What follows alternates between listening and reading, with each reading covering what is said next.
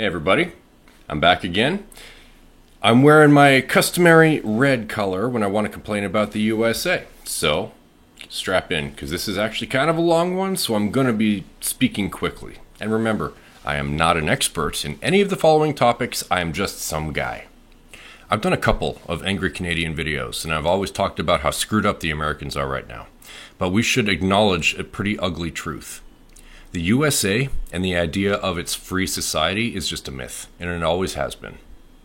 Here's the win-win situation for the people at the financial top. They reap endless daily rewards while the rest of humanity struggles and shrugs along to survive. So why aren't they held to account? How have they been allowed to get so powerful? Well, the simple answer is propaganda. We've all seen it in films. America is supposed to be land of the free, home of the brave, and the shining beacon of Western civilization in a democratic society. America is endlessly portrayed as protecting and saving everyone from the ravages of the evil foreigners. This makes sense, of course, because who doesn't like to cheer for the home team? Now, films may have an eerie way of predicting what is to come in the future, but they aren't accurate for crap when it comes to the real America. The history of North America is whitewashed, bloody, and shameful, and we can start with the genocide of the Native Americans. So after killing everybody and taking everything for themselves, slavery was next. After 1776, when they won their independence, the United States expanded the slave trade industry, which was now protected by the U.S. Constitution. They referred to their slaves as chattel, like cattle, as in they weren't human and they could just be traded. All the while, they were continuing their genocide against the Native Americans.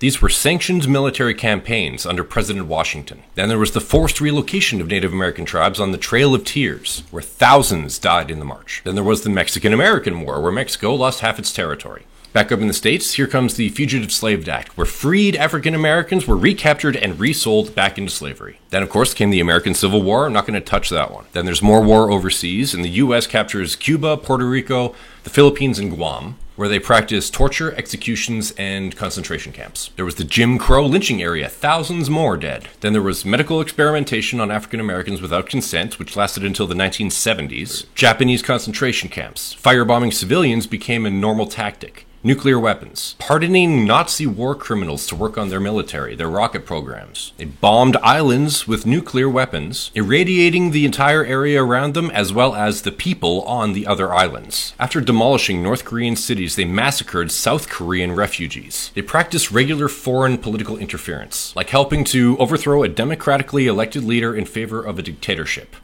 In Iran, for oil. They ousted the president of Guatemala. That caused a 36-year civil war, hundreds of thousands dead. Meanwhile, back on their home turf, the government targets anti-war and civil rights leaders with harassment and surveillance. Napalms, massacres, and firebombings killed over 2 million Vietnamese. Suppressing democratic uprising in the Dominican Republic. Supporting a military dictator to overthrow the president of Chile. Thousands tortured, killed, and disappeared. They continued that violent support for other right-wing dictatorships like Argentina, Brazil, and Uruguay. They funded and trained the military in El Salvador, leading to death squads and more massacres. Then there was the Contra war crimes, invading Grenada against the wishes of the United Nations, the Panama Massacre. Then the US bombs the shit out of Iran, again, completely destroying their infrastructure and causing mass suffering for years beyond the end of the Gulf War. 500,000 children dead because of starvation and disease. And the US said it was worth it.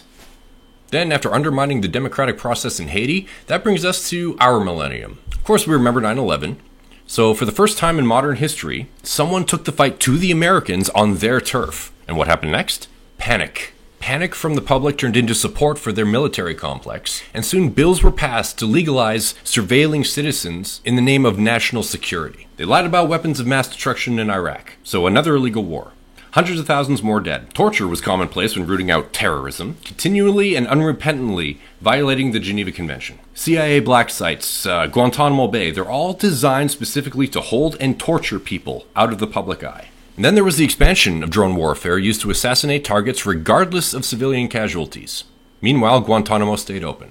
American propaganda and invasions in the name of humanitarianism led to the killing of Gaddafi, leader of Libya, who wanted to create a new African currency to rival the dollar and the euro. They backed the Saudis in Yemen, which led to what the UN called the world's worst humanitarian crisis. There was the continuous suppression of civilian casualty lists, and the drone program grew tenfold. When Trump was elected, everything seemed to turn upside down, except for America's war machine. They loosened restrictions for targeting, causing thousands more of civilian deaths. They withdrew from the UN Human Rights Council.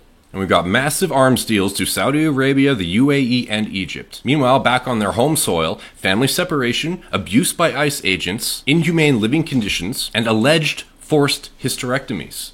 Suppression of dissent.